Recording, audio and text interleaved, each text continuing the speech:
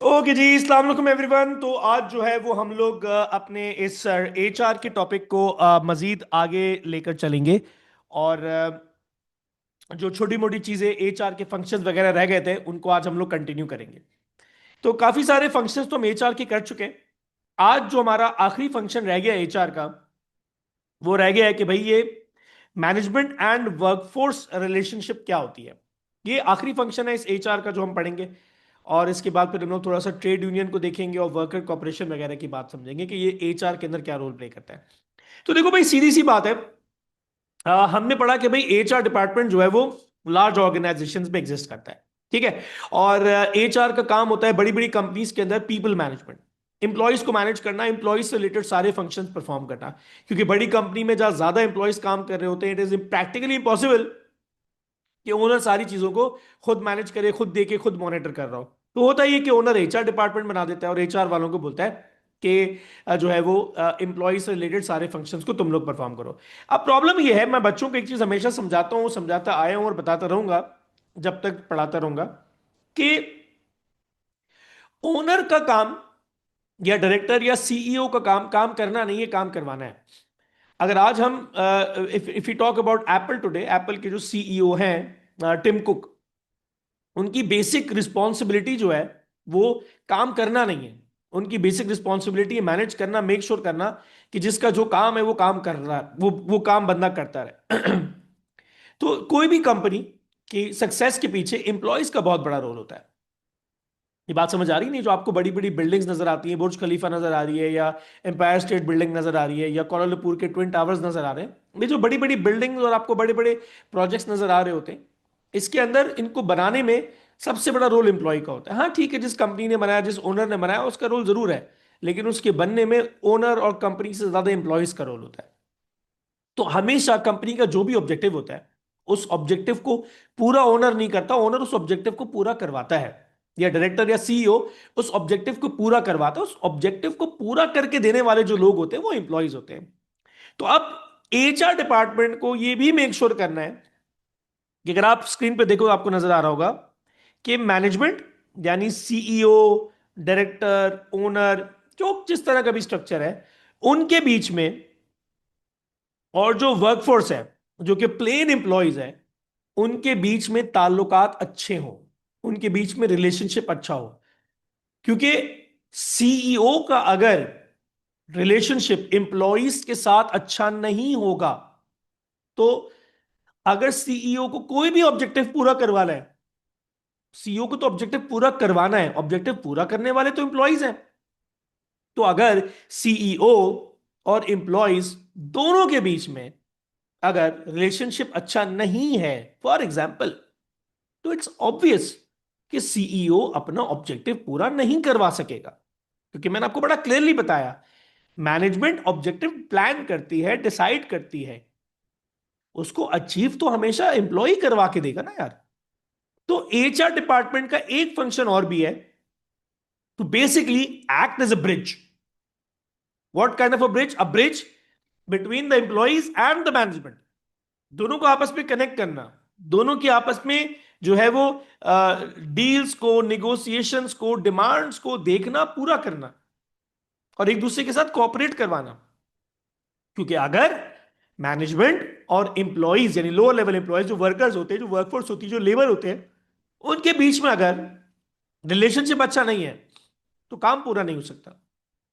आज अगर आपको दुनिया की टॉलेस्ट बिल्डिंग्स में से एक है बुर्ज खलीफा, अगर उसकी जो भी बिल्डिंग कंपनी थी, उसके और वर्कर्स के बीच में अगर रिलेशनशिप अच्छा ना होता, तो बिल्डिंग कभी बन ही नहीं सकती थी।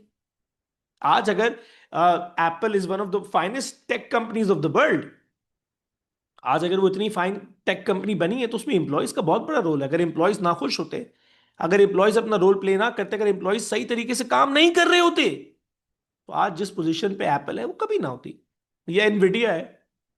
इस वक्त तो दुनिया की सबसे बड़ी मार्केट कैप वाइज कंपनी तो एनविडिया है, surpassing the market cap of more than $4.3 trillion. ये बात समझ आ रही ना?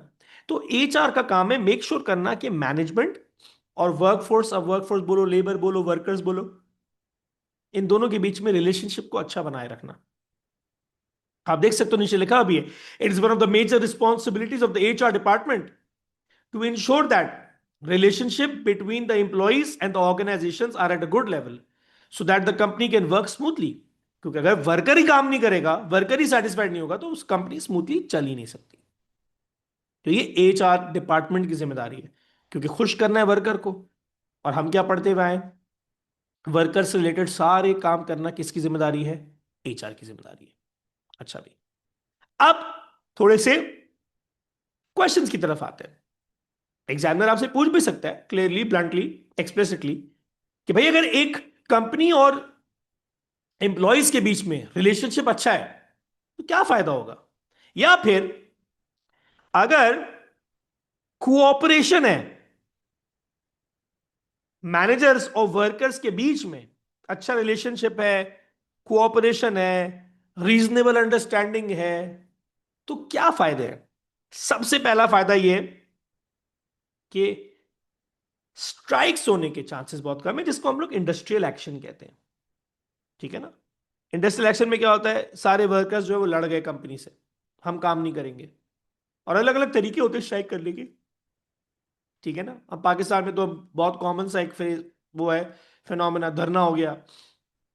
वर्कर्स ने तो फैक्ट्री के बाद धरना डाल दिया कि हम काम नहीं कर रहे। बहुत सारी चीजें हो सकती हैं, हम इतनी डिटेल्स में नहीं जा रहे, बट ये कि अगर वर्कर्स और मैनेजमेंट के बीच में अच्छी अंडरस्टैंडिंग है तो ये इंडस्ट्रियल एक्शन, धरना वरना टाइप लड़ाई झगड़े होने के चांसेस बहुत कम है। ठीक है? और जब चांसेस बहुत कम है, तो अगर खुदा ना खास्ता कोई ऐसी चीज हो भी गई तो बहुत ज्यादा दिन तक लास्ट नहीं करेगी। फॉर एग्जाम्पल, वर्कर्स ने बोला सैलरी बढ़ाओ, मैनेजमेंट ने बोला नहीं, तो वर्कर्स ने धरना दे दिया। अब अगर अंडरस्टैंडिंग अच्छी है ना वर्कर और मैनेजमेंट के बीच में, तो एक दिन, दो दिन, तीन दिन में मसला सेटल हो जाएगा, ज्यादा लंबा खींचेगा नहीं। हाँ, अगर भड्डा अंडरस्टैंडिंग नहीं है तो फिर तो लंबा चलेगा, रोक ले फिर कोई, अगर रोक सकता है तो। अच्छा, उसके बाद कंपनी की जो मैनेजमेंट होती है, अगर उसकी अंडरस्टैंडिंग अच्छी है इंप्लॉइज के साथ, आई रिपीट, कंपनी की अगर अंडरस्टैंडिंग अच्छी है इंप्लॉइज के साथ, तो चेंज को इंप्लीमेंट करना बड़ा आसान हो जाता है। फॉर एग्जाम्पल, कंपनी की फैक्ट्री पहले खुलती थी 10 बजे और बंद होती थी रात को 8 बजे, फॉर एग्जाम्पल। अब कंपनी ने देखा यार 5 बजे तो अंधेरा हो जाता है, 5 से 8 जो है वो इलेक्ट्रिसिटी, लाइटें वाइटें ज्यादा यूज होती हैं, जिसकी वजह से बिल ज्यादा आ रहा है, बिजली का बिल बढ़ गया। तो कंपनी ने एक रीजनेबल डिमांड या रिक्वेस्ट करी इंप्लॉइज से कि यार अब हम 10 बजे फैक्ट्री नहीं खोलेंगे, हम सुबह 8 बजे खोलेंगे। 8 बजे खोलेंगे तो 6 बजे फैक्ट्री बंद होगी। जहां 3 घंटे लाइट इस्तेमाल हो रही थी, अब रोज के सिर्फ 1 घंटा लाइट इस्तेमाल होगी, तो रोज की 2 घंटे की बिजली बच जाएगी। तो ये एक रीजनेबल रिक्वेस्ट है। अब मैनेजमेंट और एम्प्लॉयज के बीच में अगर अच्छी अंडरस्टैंडिंग ना हो, तो एम्प्लॉयज लड़ जाएंगे, बोलेंगे नहीं हम तो ये चेंज मानते नहीं, हम तो आएंगे ही 10 बजे। लेकिन अगर अंडरस्टैंडिंग अच्छी हो तो इस चेंज को लाना थोड़ा सा आसान होगा। हाँ, मैं ये नहीं कहता कि बहुत आसान होगा, कोई अपोज नहीं करेगा, कोई रिजेक्शन नहीं आएगी, कोई लड़ाई झगड़ा नहीं होगा, होगा। लेकिन कंपेरेटिवली अगर अंडरस्टैंडिंग अच्छी है ना, तो चेंज लाना थोड़ा सा आसान हो जाता है, क्योंकि जब आपकी अंडरस्टैंडिंग अच्छी है तो आप अगले बंदे की रीजनेबल रिक्वेस्ट एटलीस्ट सुनने समझने को तो तैयार होते हैं। लेकिन अगर अंडरस्टैंडिंग अच्छी ना हो, पहले इंप्लॉयज और मैनेजमेंट के फड्डे चल रहे हो, मैनेजमेंट कोई छोटा सा भी काम कर देगी ना, फड्डा हो जाएगा। मैनेजमेंट को नहीं, हम तो 10 की जगह पौने 10 बजे काम शुरू कर रहे हैं, 15 मिनट जल्दी, और अगर फड्डा है तो 15 मिनट जल्दी भी नहीं आएंगे। और अगर अंडरस्टैंडिंग अच्छी है तो घंटा, 2 घंटा, 3 घंटा भी जल्दी आ जाएंगे, डिपेंडिंग की सिचुएशन क्या है। अच्छा, उसके बाद एक और फायदा है, the contribution of workforce is likely to be recognize by the management, और इंप्लॉइज को जो है वो बेनिफिट्स भी दिए जाएंगे, और कंपनी को भी इसका बेनिफिट होगा। जब मैनेजमेंट और एम्प्लॉयज के बीच में, लेबर के बीच में रिलेशनशिप अच्छा है, तो इसका मतलब दोनों के बीच में काइंड ऑफ रिस्पेक्ट मौजूद है। तो अगर एम्प्लॉय अच्छा काम करेगा तो कंपनी उस एम्प्लॉय को या लेबर को रिकग्नाइज भी करेगी कि नहीं यार इसने अच्छा काम किया है। उस रिकग्निशन के बदले में इंप्लॉय को भी बेनिफिट होगा, कि कंपनी अगर उसको रिकग्नाइज कर रही है तो उसको किसी ना किसी किस्म का कोई ना कोई बेनिफिट देगी, और इंप्लॉय को रिकग्निशन मिलेगी तो इंप्लॉय भी अच्छा काम करेगा, जिससे कंपनी को भी फायदा होगा। ये तब होगा जब दोनों के बीच में अंडरस्टैंडिंग अच्छी है। अगर इंप्लॉय और कंपनी के बीच में अंडरस्टैंडिंग अच्छी नहीं है, फड्डा है, भाई फिर तो आप कुछ भी कर लो, कुछ भी कर लो। एम्प्लॉय जितनी अच्छी मेहनत कर ले, जितना अच्छा काम कर ले, अगर कंपनी की और एम्प्लॉय की अंडरस्टैंडिंग अच्छी नहीं है, तो कभी भी कंपनी ओपनली उसके अच्छे काम को एक्सेप्ट नहीं करेगी। आप खुद देख लो, अगर दो दोस्तों के बीच में अच्छी दोस्ती है, तो छोटे से छोटे काम की भी दोस्त रिकग्निशन देता है कि यार ये मेरे दोस्त ने अच्छा काम किया। अगर उसी दोस्तों का आपस में फड्डा हो जाए, तो एक दोस्त ने अगर दूसरे दोस्त के लिए कुछ अच्छा काम किया है ना, तब भी दूसरा दोस्त उसको रिकग्नाइज नहीं कर रहा, तो बोला हाँ कर लिया तो क्या हुआ, एहसान थोड़ी क्या मेरे ऊपर कोई। बिटरनेस की बात होती है। When things get bitter, even the best of the deeds will go unnoticed and will go unrecognized. And if there is love, understanding, care between people or organization and employees and managers, even small things will get noticed. They will get recognized. They will get, you know, the respect it deserves. तो ये सीधी सी बात है। अच्छा, इसके अलावा उसके बाद अगर ये सब कुछ हो रहा है, तो आप देख सकते हो आगे लिखा हुआ है workers practical insight into the way of business operates can contribute to more successful decisions. अगर कंपनी और इसका मतलब सिर्फ इतना सा है कि अगर कंपनी और एम्प्लॉय के बीच में रिलेशनशिप अच्छा है, तो कंपनी जो है वो वर्कर की प्रैक्टिकल इनसाइट, वर्कर की नॉलेज को इंपॉर्टेंस भी देगा। वर्कर की जो नॉलेज है, वर्कर के जो एक्सपीरियंस है, उसको देखेगा, सुनेगा और उसको इंपॉर्टेंस देगा, जिसकी वजह से बिजनेस की जो ऑपरेशंस है वो और अच्छे हो जाएंगे और बिजनेस के सक्सेसफुल होने के चांसेस बढ़ जाएंगे। देखो एक बात तो सीधी सी आप समझो, ओनर जितना ही बड़ा या छोटा क्यों ना हो, ओनर के पास 100% नॉलेज होती ही नहीं है और हो भी नहीं सकती। एक्चुअल नॉलेज हमेशा वर्कर के पास होती है। हाँ, आप ये कह सकते हो कि ओनर, एज एन ओनर या CEO director, you have knowledge of a bigger level. कितना पैसा पड़ा है, क्या करना है, क्या नहीं करना, how do you manage the company, expansion, innovation, quality assurance, ये सब चीजें होंगी ओनर के पास। ठीक है ना, ये काफी हद तक चीजें बुकिश भी होती है। एक्चुअल नॉलेज तो कस्टमर, सॉरी, इंप्लॉय के पास है ना। कौन सी मशीन काम कर रही है, किस मशीन का क्या आउटपुट है, किस मशीन से अच्छी क्वालिटी निकल रही है, कस्टमर का फीडबैक क्या है, खुश है नहीं है, बिक रहा है नहीं बिक रहा, कैसे बेचा जा रहा है, सच बोल के बेचा जा रहा है, झूठ बोल के बेचा जा रहा है। Customer, sorry, employee is a whole sea of information for your company. तो अगर आपकी मैनेजमेंट में और एम्प्लॉय के बीच में अच्छा रिलेशनशिप है, तो आप वर्कर के एक्सपीरियंस को या उसकी बातों को एक थॉटफुल इंसाइट दोगे, जिससे आपको अच्छा फीडबैक भी मिलेगा, एंड ऑटोमेटिकली वर्कर आपको फीडबैक देना भी चाहेगा, जिससे बिजनेस की ऑपरेशंस काफी स्मूथ हो जाएंगे। और बिजनेस जो है वो उन चीजों को देखकर, सुनकर, समझकर अपने लिए राइट डिसीजन ले सकता है, जिससे बिजनेस के सक्सेसफुल होने के जो चांसेस हैं वो काफी ज्यादा बढ़ जाते हैं।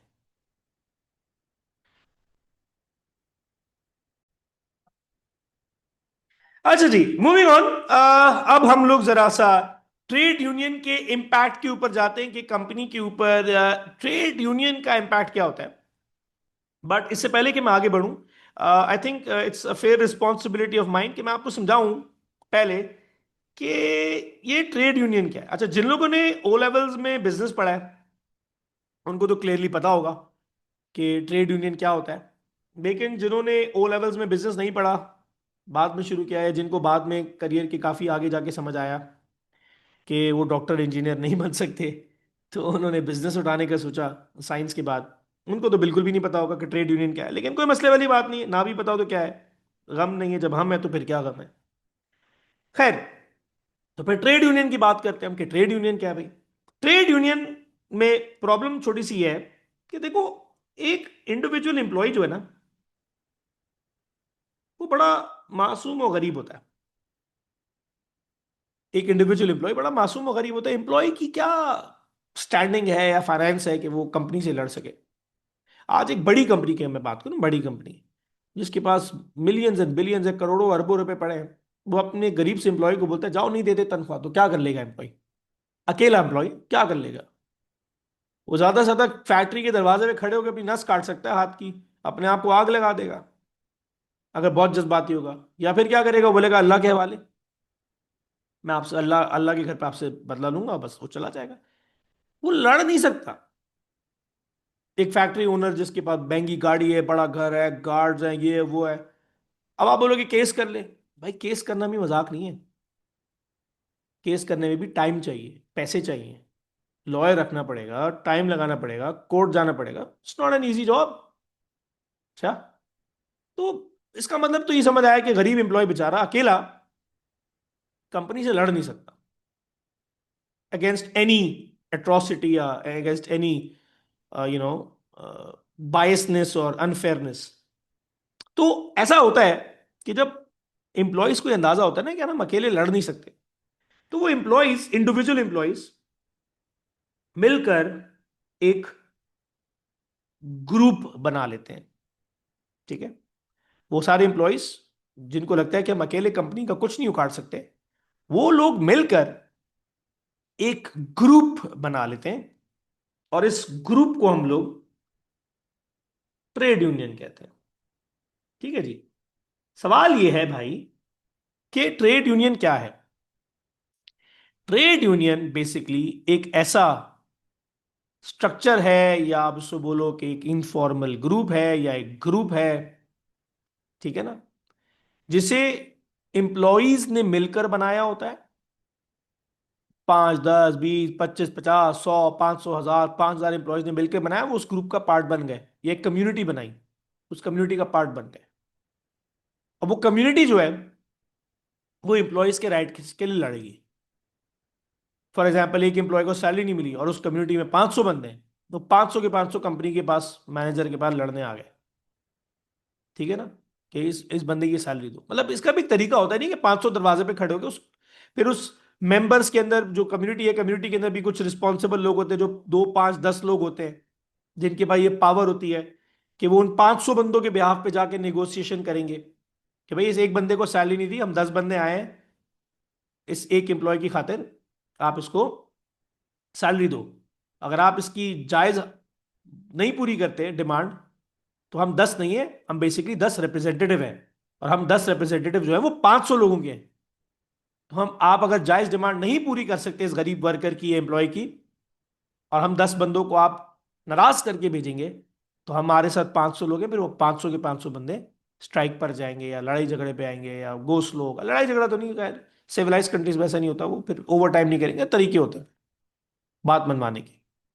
या फिर सारे के सारे जो है वो ट्रेड यूनियन के लोग कुछ कुछ पैसे भी देते हैं, तो पैसा होता है, फिर वो कंपनी के ऊपर ट्रेड यूनियन वाले केस कर देंगे। ठीक है ना, ये है trade union. So trade union is basically a group और a community that is formed by the workers, and that community or group, it basically fights for the worker rights। अच्छा जी, अब सवाल ये आता है कि क्या जरूरत पड़ी है वर्कर्स को ट्रेड यूनियन बनाने की, या ट्रेड यूनियन ज्वाइन करने की, या इस किस्म की कोई भी फजूल काम में पड़ने की, इन्वॉल्व होने की क्या जरूरत पड़ी है भाई। अब आप देख लो एक बात सीधी, the basis of trade union has been power through solidarity. ये बात तो बड़ी सिंपल है भाई, सॉलिडारिटी आ गई है भाई। आप आगे देख सकते हो, लिखा है, this is best illustrated by the unions ability to engage in collective bargaining negotiation on behalf of all of its members. ये बात है भाई कि जब ट्रेड यूनियन आती है, तो फिर उसके 2, 3, 4, 5 रिप्रेजेंटेटिव होते हैं। फिर वो अकेले नहीं, पूरे ग्रुप के फॉर्म में कंपनी या ओनर से या डायरेक्टर से निगोशिएट करते हैं, भाई क्या मसला है, क्यों हो रहा है, क्यों इस वर्कर को राइट नहीं मिल रहा है, क्यों इन वर्कर्स को राइट नहीं मिल रहा, क्यों इनको कम पैसे दिए जा रहे हैं, या इनसे ज्यादा काम लिया जा रहा है, या इनको अच्छे वर्किंग कंडीशंस नहीं दिए जा रहे, so on and so fourth. फिर बहुत सारी चीजें हैं। तो पावर थ्रू सॉलिडारिटी, ये बड़ा सिंपल सा एक रीजन है। अच्छा, दूसरी चीज, वर्कर इसलिए भी ट्रेड यूनियन ज्वाइन करेगा, उसमें इन्वॉल्व होगा, क्योंकि उसको पता है मेरे अकेले होने से क्या होता है। अब एक कंपनी में 500 बंदे काम कर रहे हैं, ठीक है, एक बंदे को तकलीफ है कम सैलरी से, वो दरवाजे पे आ गया और कह रहा है जीना होगा, मरना होगा, धरना होगा, धरना होगा। ओनर आएगा, उसको अकेले को देखेगा, हंसेगा, बोलेगा तुम अकेले पागल हो, धरना दे रहे हो, बाकी जो 499 लोग हैं वो तो तुम्हारे साथ है नहीं। देर फोर तुम्हारे अकेले के एक्शन से कोई फर्क ही नहीं पड़ता। वो बेचारा अकेला बंदा दरवाजे पे आग भी लगा लेना अपने आप को, ओनर बोलेगा यार क्या फर्क पड़ता है यार, सानू की फर्क पड़ना है, मर गया तो मर गया, 499 एम्प्लॉयज तो काम कर रहे हैं ना, ये भी तो सीन है, सीधी सी बात है। तो ये भी एक मसला है।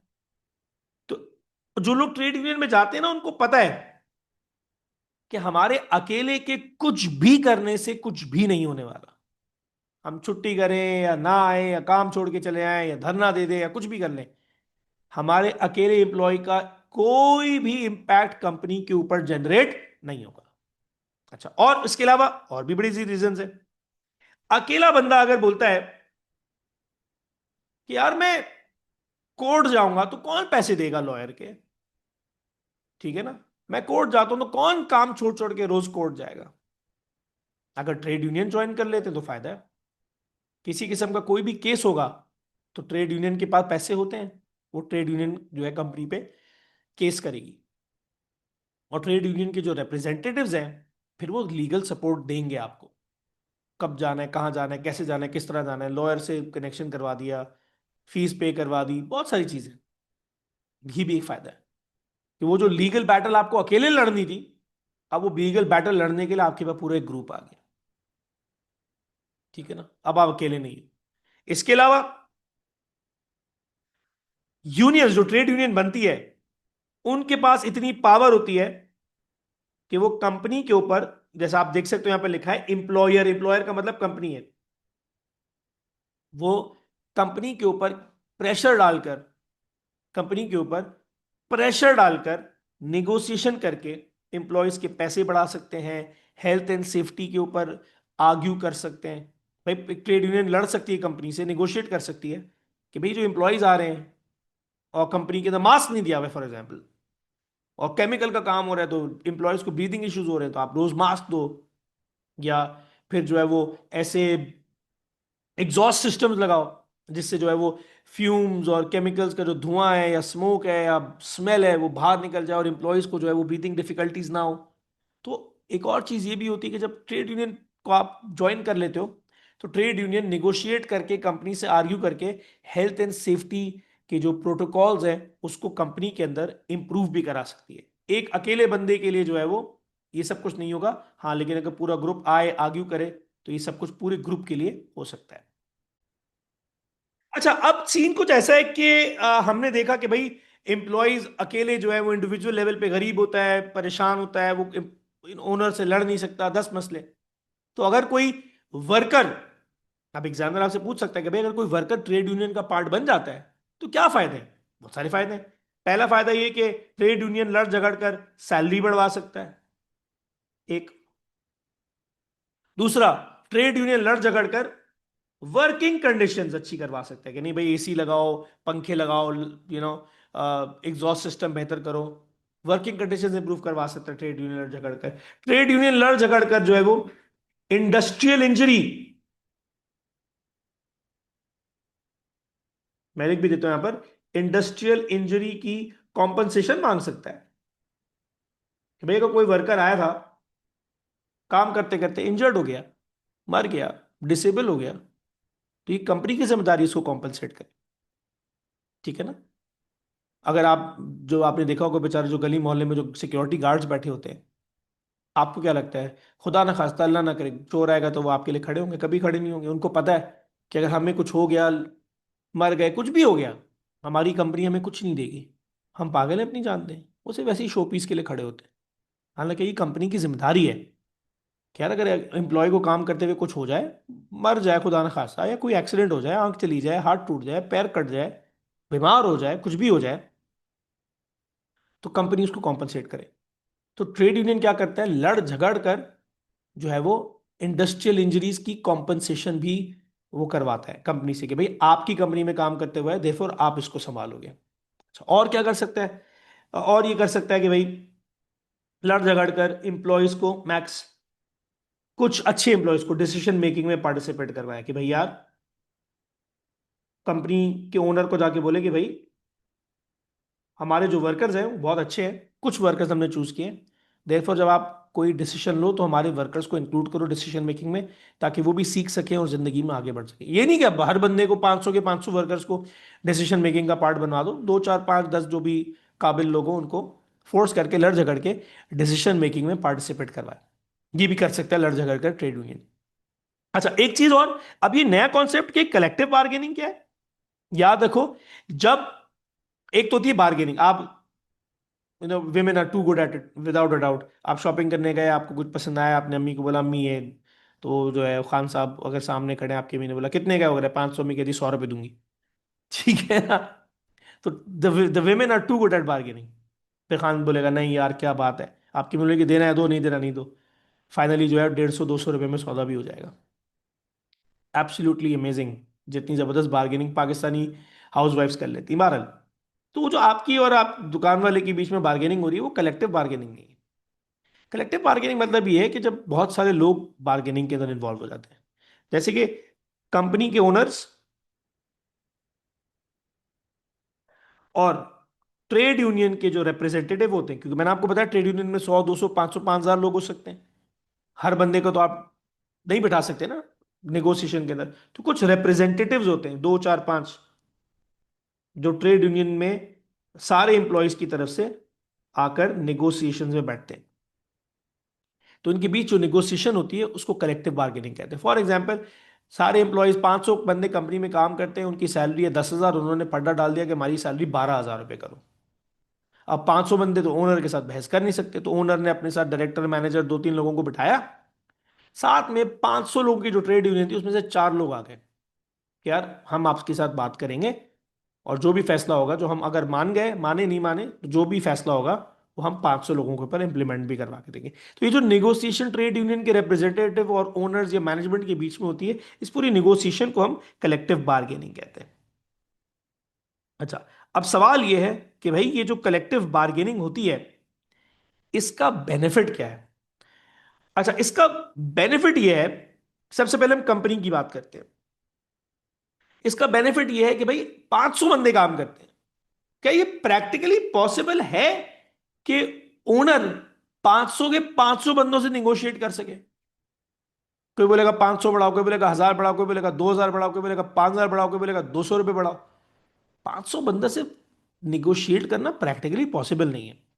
तो होता यह है कि जब आप एक ट्रेड यूनियन के बंदे से या दो ट्रेड यूनियन के बंदे से जब निगोशिएट कर लोगे, तो वो आपके लिए आसान होगा। ठीक है ना, वो आपके लिए आसान होगा। ठीक है, अगर आप इसको देखो तो यहां पे पूरा लिखा हुआ है, employers can negotiate with one trade union officer rather than with individual workers. एक या दो या तीन आप ट्रेड यूनियन के रिप्रेजेंटेटिव से नेगोशिएट कर सकते हो। 500 के 500 बंदे, इंडिविजुअल वर्कर्स का यहां पे वर्ड यूज हुआ है। इतने सारे वर्कर्स के साथ नेगोशिएट करना जो है वो पॉसिबल नहीं है। तो कंपनी को ही फायदा हो जाता है ट्रेड यूनियन बनने का, एम्प्लॉयज को तो फायदा है। कंपनी को भी फायदा है कि इतने सारे एम्प्लॉयज के साथ निगोशिएट नहीं करना पड़ता, एक दो लोगों के साथ निगोशिएट करना पड़ता है। फिर वो एक दो लोग ही जो है वो जो भी फैसला करते हैं, वो सारे ट्रेड यूनियन के वर्कर्स को फिर मानना पड़ता है। अच्छा, और क्या फायदा है, अगर ट्रेड यूनियन ना हो बड़ी कंपनी में, हर थोड़ी देर में एम्प्लॉय आ रहा होगा, कोई एचआर वाले से लड़ रहा है, कोई ओनर से लड़ रहा है, कोई डायरेक्टर से लड़ रहा है, कोई इससे लड़ रहा है, कोई उससे लड़ रहा है, क्या करे भाई, किस किस को संभाले। लेकिन जब ट्रेड यूनियन होगी ना, तो एक चैनल ऑफ कम्युनिकेशन डेवलप हो जाएगा। चैनल ऑफ कम्युनिकेशन डेवलप हो जाएगा। वर्कर्स को पता है कि हमें कोई भी फड्डा है, कोई भी मसला है, कोई भी शिकायत है, ओनर या मैनेजर के दरवाजे पे नहीं जाना, हमें जो है वो ट्रेड यूनियन के जो हमारे रिप्रेजेंटेटिव है उनके पास जाना है, वो हमारी बात आगे पहुंचा देंगे। अच्छा, कंपनी के ओनर को भी पता है कि अगर मुझे एम्प्लॉयज को कोई ऑर्डर देना है, या कोई चेंज इंप्लीमेंट करना है, या कोई नई चीज करनी है, तो मुझे भी 500 के 500 वर्कर के बाद जा जाके बहस करने की जरूरत नहीं है, बताने की जरूरत नहीं है। मैं जो हूं वो सीधा सीधा ट्रेड यूनियन के लोगों से बात कर लूंगा, रिप्रेजेंटेटिव से बात कर लूंगा, वो मेरा काम करवा देंगे। ये भी एक फायदा है। एक टू वे कम्युनिकेशन डेवलप हो गई ना। पहले जब तक ट्रेड यूनियन नहीं थी, तो किसी को पता नहीं था किससे बात करनी है, किससे नहीं करनी। अब वर्कर की रिप्रेजेंटेटिव तक बात जा रही, रिप्रेजेंटेटिव की बात ओनर तक जा रही, ओनर से फिर वो रिप्रेजेंटेटिव पे आ रही, रिप्रेजेंटेटिव से फिर जो वो वर्कर तक जा रही है, उसने ये कहा, उसने ये कहा, ऐसे हुआ वैसे हुआ, एक ब्रिज बन गया ना कम्युनिकेशन का। तो यहाँ पर टू वे कम्युनिकेशन डेवलप हो जाती है, बात आ भी रही होती है और बात जा भी रही होती है। अच्छा, उसके बाद यूनियंस जो है वो वर्कर्स को, मेंबर्स को डिसिप्लिन में भी रखते हैं। भाई 500 वर्कर में से जो है वो 50 वर्कर बोलते हैं नहीं भाई हम तो शर्तों को नहीं मानते, हम तो धरना दे देंगे। ये फिर यूनियन का काम होता है कि उन फजूल किस्म के एम्प्लॉयज को रोके, उनमें डिसिप्लिन लाए कि नहीं भाई, 450 वर्कर अगर खड़े हैं हमारे साथ और निगोशिएशन चल रही है, तो आपको भी हमारे साथ खड़े होना होगा। आप 50 बंदे आउट ऑफ द वे जाके धरना नहीं दे सकते, हमारी जिम्मेदारी है, हम आपको धरना देने नहीं देंगे। ये डिसिप्लिन क्रिएट करती है ट्रेड यूनियन वर्कर्स के अंदर। अच्छा, इसके अलावा फायदा ये भी एक हो जाता है कि जितने भी लोग रिस्पॉन्सिबल हैं, ठीक है ना, वो आगे आ जाते हैं, ऑब्वियस सी बात है, और एक वैल्यूएबल फोरम डेवलप हो जाता है नेगोशिएशंस का, अग्रीमेंट्स का। सीधी सी बात है, अगर ट्रेड यूनियन ना हो तो पहली बात कौन बात करने आएगा ये किसी को नहीं पता, और कोई फोरम डेवलप नहीं हो रहा, किसको किससे बात करनी, किसको किससे बात नहीं करनी, एक किस्म की बहस चल रही होगी। तो जब ट्रेड यूनियन बन जाती तो पता होता है यही दो तीन लोग हैं जिनसे बात करनी, यही दो तीन लोग हैं जो चेंज इंप्लीमेंट करके देंगे। तो पूरा एक फोरम डेवलप हो जाता है, और फिर उस फोरम के ऊपर डिस्कशंस करना, चीजों को सुनना, कंप्लेंट्स को सुनना, फीडबैक देना, चीजों को इंप्लीमेंट करना बहुत ज्यादा आसान हो जाता है। लेकिन अब एक और चीज है, फॉर एग्जाम्पल कलेक्टिव बार्गेनिंग हुई। आप देख सकते हो अभी हमने कलेक्टिव बार्गेनिंग पढ़ी ना, कलेक्टिव बार्गेनिंग पढ़ी या निगोशिएशन हुई, सी भी लिख देता हूं, कलेक्टिव बार्गेनिंग। और अगर ये कलेक्टिव बार्गेनिंग फेल हो गई, मतलब ये कि कंपनी और एम्प्लॉयज के बीच में एक बहस चल रही थी, एम्प्लॉयज ने बोला पैसे बढ़ाओ, उन्होंने जो है वो ट्रेड यूनियन को बोला पैसे बढ़ाओ, ट्रेड यूनियन मैनेजर के पास गई, ओनर के पास गई, पैसे बढ़ाओ पैसे बढ़ाओ पैसे बढ़ाओ। ओनर ने बोला भाई कितने बढ़ाओ, ट्रेड यूनियन ने बोला हर एम्प्लॉय के 5-5 हज़ार बढ़ाओ। ओनर ने बोला मैं 5-5 हज़ार नहीं बढ़ाऊंगा, मेमन था, कंजूस था, उसने बोला भाई 500-500 रुपये बढ़ाऊंगा। ट्रेड यूनियन ने बोला भाई क्या हो गया, हम 5 हज़ार की रिक्वेस्ट लेकर आए, चलो अब आपके लिए अफोर्ड करना पॉसिबल नहीं है, 5 हज़ार नहीं बढ़ा सकते, कोई बात नहीं, हर एम्प्लॉय के 3-3 हज़ार तो बढ़ा दो। ओ मेमन भाई तो ना भाई मैं तो 500 रुपया बढ़ाऊंगा। उनकी आपस में निगोशिएशन फेल हो गई। अब जब निगोशिएशन फेल हो जाती है, निगोशिएशन फेल होने का या कलेक्टिव बार्गेनिंग फेल होने का मतलब क्या है कि whatever demands that were put forward by the trade union, the company failed to comply them, the company failed to fulfil them या listen to them, whatever, पड्डा हो गया भाई, निगोशिएशन फेल हो गए। जैसा कि हमने देखा पाकिस्तान और अफगानिस्तान के बीच में एक वॉर चल रही थी, टर्की गए निगोशिएशंस करने, उन्होंने ये बोला उसने ये बोला, बहस चलती रही, ना उसने इनकी मानी ना इन्होंने उसकी मानी, निगोशिएशंस फेल हो गई। अगेन अब आप देख सकते हो कि अफगान बॉर्डर पाकिस्तान बॉर्डर पे कभी ये अटैक हो रहा है, वो अटैक हो रहा है, बाहर।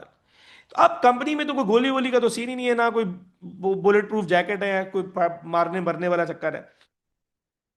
अब जब निगोशिएशंस फेल हो जाती तो फिर क्या होता है, वर्कर्स पहला काम ये करते हैं कि वो बार्गेनिंग करते रहते हैं, कोशिश करते रहते हैं, करते रहते, फेल हो गए। अब वो पे एक इंडिपेंडेंट आर्बिट्रेटर लाएंगे। भाई अब ट्रेड यूनियन के मेंबर्स बोलेंगे, रिप्रेजेंटेटिव बोलेंगे भाई हमारी बस की बात नहीं है, ओनर हमारी बात नहीं मान रहा।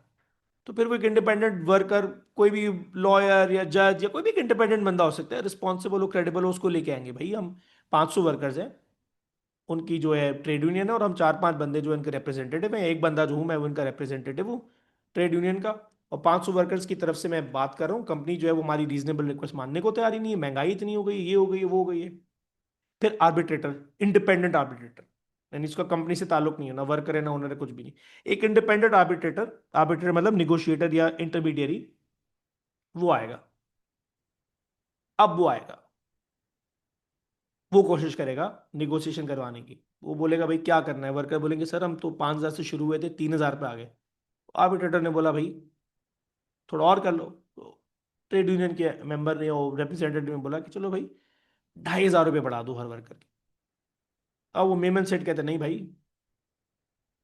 500 रुपये दे, मैं चलो आपकी खाते 600 रुपये दे दूंगा। वो आर्बिट्रेटर ने बोला भाई नहीं होगा सेटल, खत्म, मामला खराब हो गया। अब सारी निगोशिएशंस फेल हो गई। पहले ट्रेड यूनियन ने, रिप्रेजेंटेटिव ने खुद करी, फेल हुई, इंडिपेंडेंट आर्बिट्रेटर को बुलाया, फेल हो गया।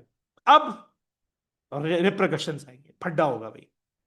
अब क्या होगा, सबसे पहले वर्कर्स बोलेंगे ऐसी की तैसी, गो स्लो, जानबूझ के जो है वो स्लो काम करो। फड्डा हो गया ना। अब क्या होगा, वो बोलेगा जानबूझकर स्लो काम करो, जानबूझ के स्लो काम करो। ये फड्डा शुरू हो गया भाई। अब आपको भी पता है as a same human being, अगर आप मुझसे शुरू से पढ़ रहे हैं और आपको थोड़ा सा आइडिया है, तो आपको पता होगा ये स्लो काम करने का नुकसान है। अगर स्लो काम होगा, वर्कर्स काम स्लो करेंगे, तो प्रोडक्शन कम हो जाएगी। अच्छा भाई, प्रोडक्शन कम होगी तो ऑटोमेटिकली आपको पता है कस्टमर को लेट डिलीवरीज मिलेंगी, काम स्लो हो जाएगा। और हमें का प्रोडक्शन कम होगी तो ये भी बात हम जानते हैं कि कम प्रोडक्शन जब होती है तो एवरेज कॉस्ट बढ़ने लगती है। मसले मसाइल। उसके बाद वर्कर्स बोलेंगे भाई ओवर टाइम बैन, हमारी ड्यूटी 5 बजे खत्म होती है, 5 बजे खत्म, 1 मिनट ऊपर नहीं रुकेंगे। ओनर मैनेजर बोला नहीं भाई थोड़ा सा काम ज्यादा है, 5 की जगह 5:30 6 तक रुक जाओ। बोले नहीं, आपने हमारी बात नहीं मानी, कोई बात नहीं, हम काम नहीं करेंगे एक्स्ट्रा। अब हर हर कंट्री में सीजन आता है। क्रिश्चियन कंट्रीज में आपने देखा होगा न्यू ईयर का और बॉक्सिंग डे का और क्रिसमस का सीजन आता है, पाकिस्तान में ईद का आता है, ठीक है ना। इंडिया में जो है वो और सारे सीजन आते हैं, उनकी दिवाली वगैरह होती है। सीजन के टाइम पर ज्यादा काम करना होता है, वर्कर्स से ज्यादा काम करवाना भी पड़ता है। अब वर्कर्स को पता है अच्छा सीजन आ रहा है, ज्यादा काम तो करना पड़ेगा, हम करेंगे नहीं ज्यादा काम। अब सीजन आ गया, अब ओनर फंस गया। अब नए 500 वर्कर तो 1 दिन में या 2 दिन में 10 दिन में लाने से रहा। अब उन्होंने बोला भाई आपने हमारी बात नहीं मानी थी, हम आपकी एक्स्ट्रा काम करने की बात नहीं मानेंगे। पड्डा। अच्छा, इसके अलावा क्या होता है वर्क टू रूल। इसमें ये होता है कि वर्कर कहते हैं हम वही काम करेंगे जो हमारे कॉन्ट्रैक्ट में लिखा है, हर चीज फॉलो करेंगे जो कॉन्ट्रैक्ट में लिखा है। कभी कभी होता है यार कि ओनर को आउट ऑफ द जेडी जाकर कुछ चीजें करवानी पड़ती हैं। अब गली मोहल्ले में फॉर एग्जांपल एक चाय की दुकान है, अब जो है वो चाय बनाने वाला नहीं आया एक दिन, तो उसने अपने वेटर को बोला यार तुमको चाय बनाना आती नहीं, काम करो, चाय बनाने वाला नहीं आया, तुम चाय बना दो। वर्कर ने बोला नहीं, मैं तो नहीं करूंगा। नहीं आया तो क्या हुआ, मेरी जेडी क्या है, मेरी रिस्पॉन्सिबिलिटी क्या है, वेटर, मैं तो वेटर का काम करूंगा। आपने पिछली बार मेरी बात मानी थी नहीं ना, तो आज आप मुझसे अगर ये इस तरह की रिक्वेस्ट कर रहे हो, जो मेरे मैं कोऑपरेट करना चाहूं तो कर सकता हूं, लेकिन सिंस आपने मेरे साथ कोऑपरेट नहीं किया था पिछली बार, मैं भी आपके साथ कोऑपरेट नहीं करूंगा, जाओ जो करना है कर लो। ये भी एक फड्डा होता है। और उसके बाद जब चीजें बहुत खराब हो जाती हैं तो फिर स्ट्राइक एक्शन, जिसे हम लॉकआउट भी कहते हैं। जीना होगा, मरना होगा, धरना होगा, धरना होगा। वो दरवाजे पे बैठ गए और वो ताला लगा दिया और ये कर दिया और वो कर दिया, और इस तरह के जो है लड़ाई झगड़े ये भी हो जाते हैं। ये भी एक तरीका है काम निकलवाने का, बात मनवाने का। अब डिपेंड करता है किस तरह की अब कंट्री में, सिविलाइज कंट्रीज के अंदर जो है वो इस तरह के लड़ाई झगड़े लॉकआउट वाले मामला बहुत कम होते हैं। वहां पर usually go slow, over time ban और इस तरह का वर्क टू रूल वाली चीजें होती हैं। लेकिन पाकिस्तान जैसी कंट्री में जहाँ लोग पढ़े लिखे कम है, अनफॉर्चुनेटली जज्बाती ज्यादा है, तो यहाँ पर जो है वो धरने वरने टाइप की चीजें जो है वो थोड़ी सी ज्यादा नजर आती है। तो ये था हमारा पूरा का पूरा एचआर का चैप्टर, जिसके अंदर हमने सारे एचआर की डेफिनेशन, सेंट्रलाइजेशन, डिसेंट्रलाइजेशन और एचआर किस किस तरह के कौन कौन से फंक्शंस परफॉर्म करता है, वो सारे के सारे हमने यहाँ पर कर लिए हैं।